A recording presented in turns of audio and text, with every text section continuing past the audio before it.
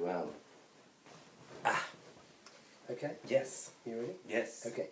Right, so we're looking at that part of the battle where Ney unleashes the cavalry against the British. Mm-hmm.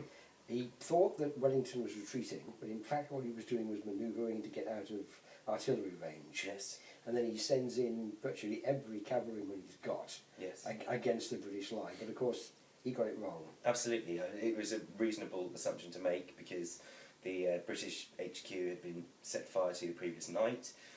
Both sides would have seen that. And Wellington's reaction was to move back, not in retreat, but to reconsolidate his forces because he needed a new point. Up to that point, all of the fighting had been happening in a very small theatre of only a few hundred metres, Sure.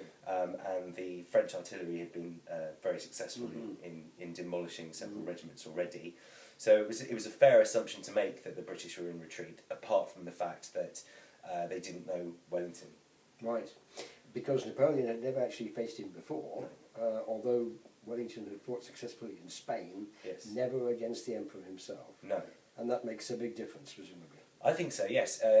Particularly when you consider Napoleon being the returning hero. Mm-hmm. He had something to prove at Waterloo. Sure. And also, he knew Wellington was a great campaign leader, but had no idea of his prowess actually in battle because they'd never met. Right. And his ego would have been at its height. Yes. Because this was his second chance, as it were. Absolutely. Absolutely.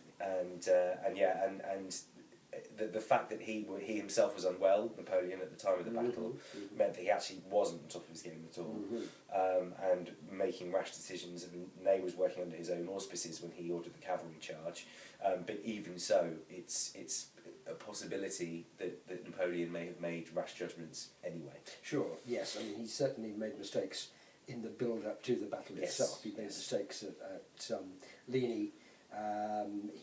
By sending Grouchy out to keep the Prussians away, that turned out to be the wrong choice as well, because that didn't work.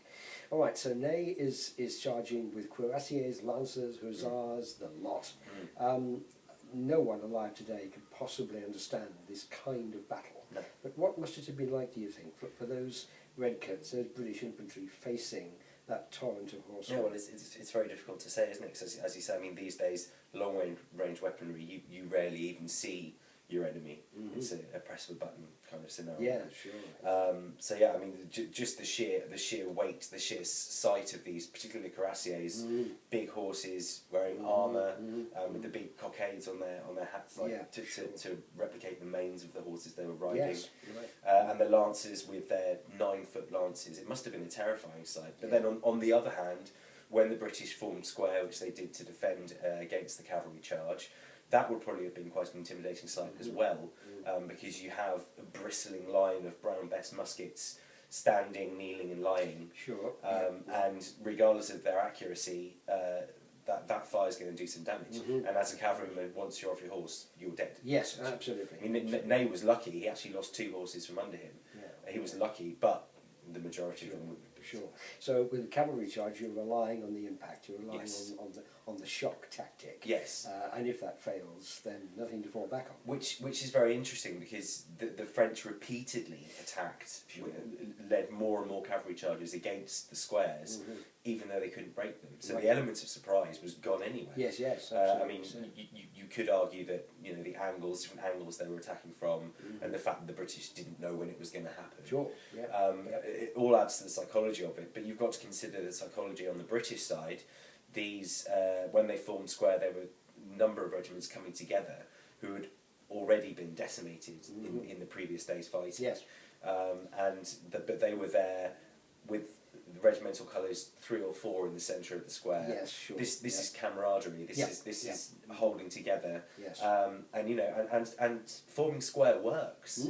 Absolutely. So you have the standard, I suppose, regiments, the 2nd and the 3rd, for example, and then you've got specialists like the 95th Rifles, who had the smaller, lighter Baker rifle, and they would be popping out and taking more accurate and faster shots at the officers. Yeah, sure. Which would destroy the cohesion of the attacking. Absolutely. The whole psychology of it is massively important. Yes, it is. Yeah, yeah. Right, let me throw you the curve then.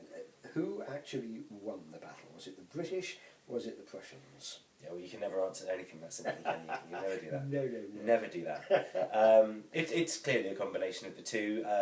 The British ability to hold out until the Prussians were ready, Blucher was ready to come in and join the charge. I think they were slightly further north, the Prussians, and they weren't too sure where anyone else was. Sure. So yes, the resilience of the British and then the impact of the Prussians.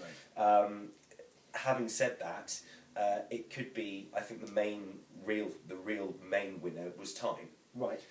Had the British not been forced into a position where they had to form square and defend the consistent cavalry charges of the French, had the Prussians got there earlier and engaged with the French cavalry, pretty much a 50-50 in terms of their numbers and their ability. Sure. Yeah. It may have been a very different scenario. Absolutely. Particularly when you consider that the French would not have been forced to repeatedly attack against what is essentially an impenetrable infantry defence. Sure. So had the timing been different, then we have to look at other scenarios, which is counterfactual history. Didn't happen, so we needn't be concerned. Sure. Okay, brilliant. Right, let's see if this one's worked. I bloody hope so. Well, it should be. There's loads and loads of memory on sure. this. Yeah.